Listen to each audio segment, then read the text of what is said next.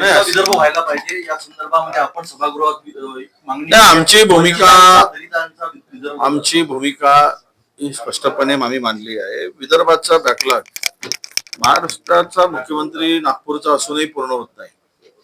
अजूनही त्यावर वैधानिक विकास मंडळ नाही. आताही पैशाचा ओघ तो समान डिस्ट्रीब्युशनचा काही फॉर्म्युला आहे तो पण पाळला जात नाही. मग विदर्भ जर सगळ्या दृष्टीने मागे राहत असेल तर मग विदर्भ का वेगळा नको ही भाजपची भूमिका पूर्ण होती. आणि सत्तेमध्ये मुख्यमंत्री विदर्भाचा असो, परंतु सत्तेची चाबी आणि सत्तेमध्ये असलेला वर्चस्व पाहता या राज्यातील सत्तेचाही समतोल उद्या सांभाळायचा असेल तर विदर्भ हा वेगळा होण्याची भूमिका आवश्यकता आहे. हे मी माननीय आमच्या हायकमांडला समजावून देणार आहे. त्यांच्या कानावर आम्ही हे घालून ही चर्चा करू असं माझं मत होतं.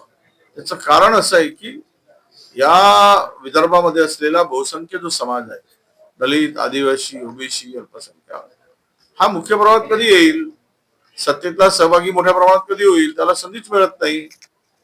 आणि ही वस्तुस्थिती आहे.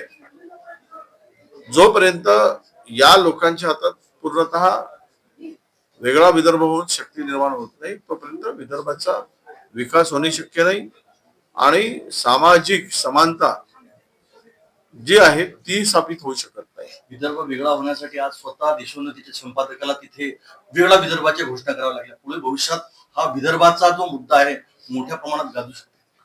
नाही, आता असं आहे की मी जरी एका पक्षाच्या मधील आहे, मी माझ्या पक्षाची विचारधारा आहे, मला हायकमांड बरोबरही मी चर्चा करणार.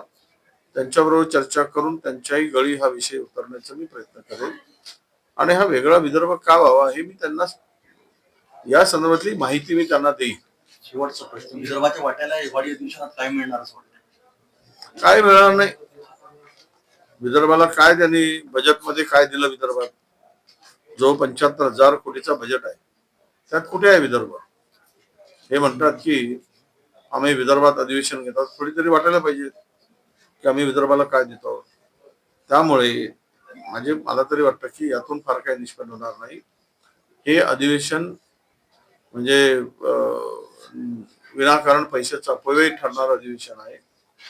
आता आमचा अंतिम आठवड्याचा प्रस्ताव आहे, त्यावर सरकार कुठली चर्चा करून काय देते या घोषणेकडे आमचं लक्ष लागलं आहे.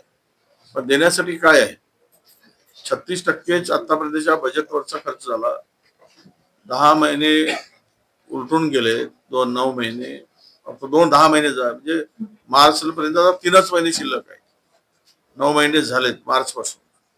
9 महिन्यामध्ये 36% खर्च होत असेल आणि मागासवर्गीय कॅटेगरीच्या लोकांचं, बहुजन समाजाच्या लोकांच्या खात्याचा बजेट दुसरीकडे वळवला जात असेल, तो कमी केला जात असेल आणि पुरवणी मागण्या सादर करून तोच पैसा दुसरीकडे इन्फ्रास्ट्रक्चरवर आणि इतर विभागाकडे देऊन